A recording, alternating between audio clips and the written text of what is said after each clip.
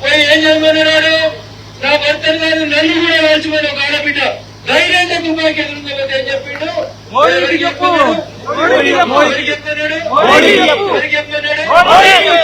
చెప్తే ఏమొచ్చింది, చెప్తే సప్పుడు ఏడొచ్చింది, ఆడొచ్చింది. ఒక్కడే దెబ్బలో 14 మందిని ఉంచింది, ఒక్కడే దెబ్బకి. ఎంతమంది వచ్చారు? సిగ్గులేని పాకిస్తాన్ ఆ 14 మందికి ఒక్కొక్కడి ₹1,00,00,000 ఇచ్చిందంటే తీవ్రమైన ఘటనగా మారిన దేశం పాకిస్తాన్ అని ప్రతి ప్రజలు ఆలోచించాల్సినటువంటి అవసరం ఉంది. ఎవరో దేశభక్తులా ఎందుకు ఇచ్చినారో ఒక్కొక్కరికి కోటి అంటే మన దేశంలో అశాంతిని సృష్టించేందుకు పక్కన ఉన్నటువంటి పాకిస్తాన్ టెర్రరిస్టులకి ఒక కర్మాగారంగా మారింది. అందుకనే ఈ దేశం ఇలా మారిన దేశం. వీటిగా జవాబు గంటలు ఎత్తే చెప్పాలా? ఈ సందేశాన్ని అన్ని నియోజకవర్గాలకి, అన్ని గ్రామాలకి, ప్రతి చోటికి తీసుకెళ్లాలి. యువకులంతా చైతన్యవంతం కావాలి. 75 ఏళ్ళ నరేంద్ర మోడీ గారు ఈ దేశం కోసం అంతా శ్రమిస్తుంటే 24 గంటల్లో 19 గంటలు ఈ దేశం కోసం ఆయన ఆలోచిస్తుంటే మనం కనీసం 10 గంటలన్నా ఆలోచించాలా వద్దా? ఒక గంటనైనా ఆలోచిద్దామా వద్దా? ఆలోచిస్తామనే చేతులెత్తుని వాటర్ కన్సర్న్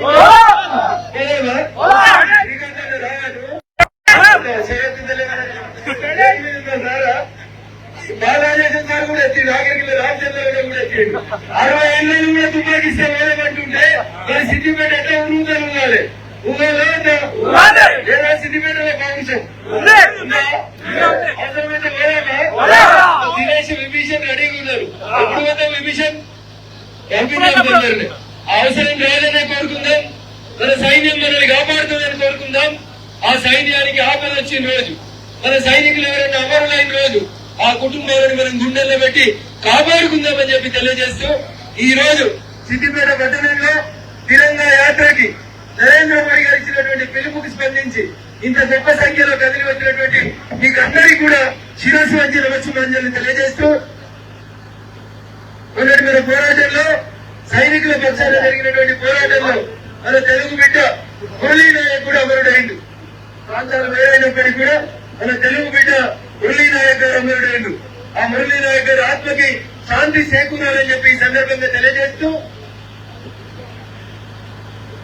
గతంలో ఆర్మీలో పనిచేసి ఈ రోజు ఈ వయసులో కూడా తిరంగా ర్యాలీ జరుగుతుందంటే ఎవరు చెప్పకుండా దేశం మీద ఈ దేశ జెండా తిరంగా జెండా మీద ఒక గౌరవంతో ఇక్కడికి వచ్చినటువంటి గౌరవ మాజీ సైనికులకు కూడా మనమందరం కూడా శిరస్సు వంచి నమస్సుమాంజలి తెలియజేయాల్సినటువంటి అవసరం.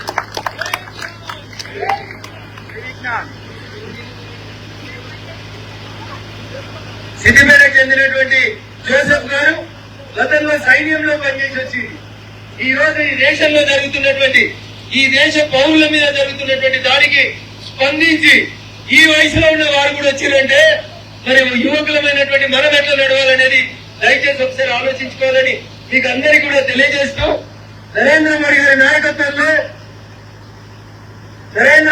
నాయకత్వంలో మనమందరం కూడా నేను మళ్ళీ చెప్తా ఉన్నా, సైనికులమే. మీ ఊర్లే నీకు తెలియకుండా కొత్తలు ఎవరైనా వచ్చిర్రా? మదర్సాలలో ఏమైతుంది? ఈ రేవూరు ఈ ఆధార్ కార్డు ఎడికెళ్ళి వచ్చింది, వాడు ఎవరైతే నాకేందని అనుకోకూరి. మన దాంట్లోనే కలిసి మన ఇళ్లలోనే కిరాయికుంటూ మన ఇళ్లనే ఉంచాలని చాలా మంది ప్రయత్నాలు చేస్తా ఉన్నారు. అందుకని దయచేసి మా ఊర్లో ఎవరు లేరన్నా అనుకోకూడదు. వాడు పేరు వాళ్ళ ఒరిజినల్ పేరు చెప్తలేడు, ఏదో పేరు చెప్పొచ్చి మన దగ్గర సెంటర్ తీసుకుంటున్నాడు. అందుకని దయచేసి కొత్తగా వచ్చి ఊర్లలో ఉంటున్న వాళ్ళ పట్ల జాగ్రత్తగా ఉండండి. స్లమ్స్ లలో వాళ్ళ కదలికలు ఎక్కువ ఉన్నాయి, జాగ్రత్తగా ఉండండి. వాళ్ళు పెట్టేటువంటి మెసేజ్లన్నీ ఫారిన్ కంట్రీస్ నుంచి వస్తా ఉన్నాయి, జాగ్రత్తగా ఉండండి. సిమ్ములు ఈడమని పాకిస్తాన్ కి బంగ్లాదేశ్ కి పంపించి అక్కడి నుంచి ఆపరేట్ చేస్తా ఉన్నారు. అందుకని రేపటి నుంచి మన నీడ మనతోటి కదులుతున్నట్టు మన వెనకాలే ఉగ్రవాదులు కదులుతున్నంత అప్రమత్తంగా మనం ఉండాల్సినటువంటి అవసరం ఇలా ఈ దేశానికి వచ్చింది. ఎందుకంటే నరేంద్ర మోడీ గారి నాయకత్వాన్ని ప్రపంచమంతా స్వాగతిస్తుంటే ఏదో ఒక రకంగా తెల్లబట్టలు వేసుకున్నారు కదా, ఇంత బురదల్దాం అనేటువంటి కార్యక్రమాన్ని ఈ టెర్రరిస్ట్ లంపైన్ గ్రూపులు చేస్తా ఉన్నాయి. అందుకని మనం చేయాల్సింది బార్డర్ మీకు ఇవ్వాల్సిన అవసరం లేదు, తుపాకీ పట్టాల్సిన అవసరం లేదు. నీ ఇంటి పక్కన ఏం జరుగుతుంది, నీ ఇంటి పక్కన ఉన్నటువంటి వ్యక్తుల కదలికలు ఎట్లున్నాయి, అందులో ఏమైనా అనుమానాస్పదం ఉన్న కదలికలుంటే ఖచ్చితంగా మనమందరం కూడా సంఘటితమై వాళ్ళందరినీ ఎదుర్కోవాలని చెప్పి ఈ సందర్భంగా తెలియజేస్తూ మరొకసారి తిరంగ ర్యాలీలో పాల్గొన్నటువంటి అన్ని సంఘాల పెద్దలకి, అన్ని ప్రాంతాల నుంచి ఇక్కడికి ఇచ్చేసినటువంటి యువకులకి, పార్టీ నాయకులకి, మా మహిళా సోదరీమణులకి వాళ్ళకు కూడా మస్తు కోపం వచ్చింది. మా సింధూరం చూస్తామని నా కొడుక, నీ సంగతి చూస్తామని